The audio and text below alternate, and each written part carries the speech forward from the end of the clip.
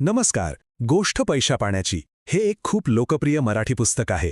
पण यात नेमकं सांगितलंय काय? यातलं जे आर्थिक शहाणपण आहे ना, तेच आपण आज सोप्या भाषेत समजून घेणार आहोत. चला तर मग सुरू करूया. हे बघा, हे ते पुस्तक आहे गोष्ट पैशा पाण्याची. या पुस्तकाने खरंच अनेकांना पैशाकडे बघायचा एक नवीन दृष्टिकोन दिलाय.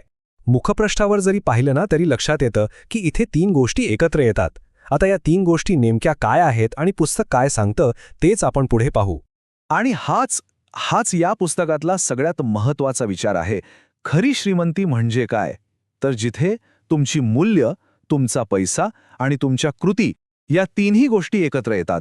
याच 3 मुद्द्यांवर आपण पुढे सविस्तर बोलणार आहोत. तर आपला पहिला विभाग आहे श्रीमंतीची एक नवीन व्याख्या. हे पुस्तक आपल्याला श्रीमंत असण्याचा अर्थच मुळी नव्याने शिकवतं. म्हणजे बघा, खरी श्रीमंती म्हणजे तुमच्याकडे किती वस्तू आहेत हे नाहीये. नाही, खरी श्रीमंती म्हणजे तुम्ही कशाला महत्त्व देता. हे पुस्तक सांगतं की ही श्रीमंती मोजायची पट्टीच बदला. वस्तू गोळा करण्याच्या मागे धावण्यापेक्षा आपल्यासाठी खरंच काय महत्त्वाचं आहे ना, त्यावर फोकस करा. आणि असं केलं की फक्त पैसाच नाही तर मनाला शांतीसुद्धा मिळते. आता येतो पुस्तकाच्या तत्वज्ञानाचा पहिला आणि सगळ्यात महत्त्वाचा आधारस्तंभ, तो म्हणजे आपली मूल्य. पुस्तकानुसार आपले सगळे आर्थिक निर्णय हे आपल्या मूल्यांवरच आधारित असायला हवेत. हा प्रश्न खरंच विचार करायला लावणार आहे, नाही का? या एका प्रश्नामुळे आपण आपल्या खर्चाच्या पद्धतीवर, आपल्या प्रायोरिटीजवर पुन्हा एकदा विचार करायला लागतो. इथे चित्रात 2 गोष्टींमधला फरक अगदी स्पष्ट दिसतोय. एका बाजूला आहे श्रीमंतीचा दिखाऊपणा, महागडे कपडे, गॅजेट्स वगैरे, आणि दुसऱ्या बाजूला आहे उत्तम शिक्षणाचं महत्त्व. पुस्तकाचा संदेश एकदम सरळ आहे. अशा तात्पुरत्या गोष्टींवर खर्च करण्यापेक्षा शिक्षण आणि ज्ञानासारख्या कायमस्वरूपी टिकणाऱ्या गोष्टींना प्राधान्य द्या. हे वाक्य बघा, किती महत्त्वाचा संदेश देतं. दिखाव्याच्या मागे न लागता साधेपणा आणि खरं ज्ञान निवडणं किती जास्त पॉवरफुल असू शकतं, हेच यातून आपल्याला कळतं. चला, आता आपण दुसऱ्या महत्त्वाच्या भागाकडे वळूया. तो म्हणजे आपला पैसा. हा भाग आपण पैशाकडे कसं बघतो आणि त्याला कसं हाताळतो यावर लक्ष केंद्रित करतो. हा एक खूपच महत्त्वाचा प्रश्न आहे, कारण हे पुस्तक आपल्याला एका नवीन प्रकारच्या बुद्धिमत्तेबद्दल सांगतं, जी आजच्या काळात आपल्या सगळ्यांसाठी खूप आवश्यक आहे. म्हणजे बघा, मुद्दा हा आहे की फक्त हुशार असून किंवा भावनिकदृष्ट्या प्रगल्भ असून चालत नाही.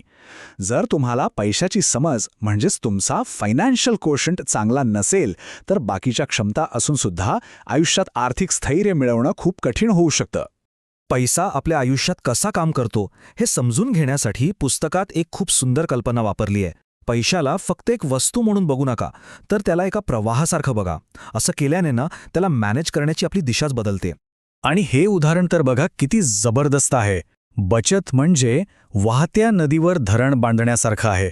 म्हणजे जसं धरणामुळे नदीचा प्रवाह नियंत्रणात येतो, बरोबर, तसंच बचतीमुळे आपल्या पैशाच्या प्रवाहावर आपलं नियंत्रण येतं. किती सोप्या शब्दात बचतीचं महत्त्व सांगितले, नाही का? ठीक आहे, तर आता आपण आपल्या तिसऱ्या आणि शेवटच्या भागाकडे आलो आहोत. आपल्या कृती म्हणजे आपली मूल्य आणि पैशाची समज या दोन्हींना प्रत्यक्षात कसं उतरवायचं यावर हा विभाग लक्ष देतो.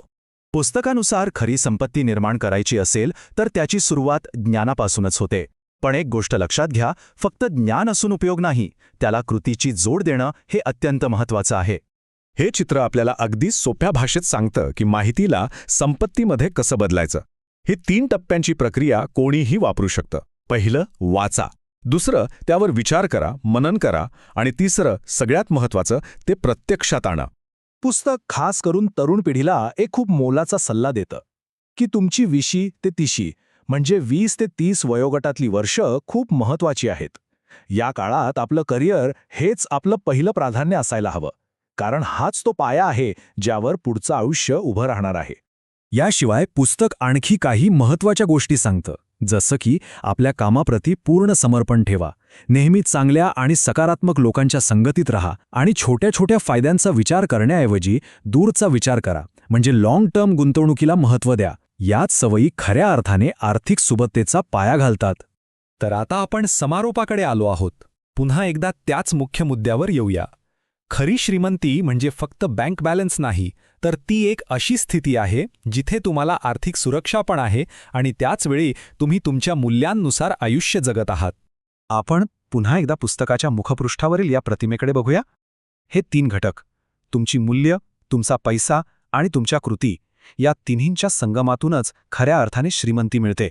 हाच या संपूर्ण विश्लेषणाचा निष्कर्ष आहे. आणि जाता जाता हा एक प्रश्न जो प्रत्येकाने स्वतःला विचारायला हवा. या पुस्तकातलं शहाणपण आपल्या आयुष्यात आणण्यासाठी आपलं पुढचं पाऊल काय असेल यावर नक्की विचार करा.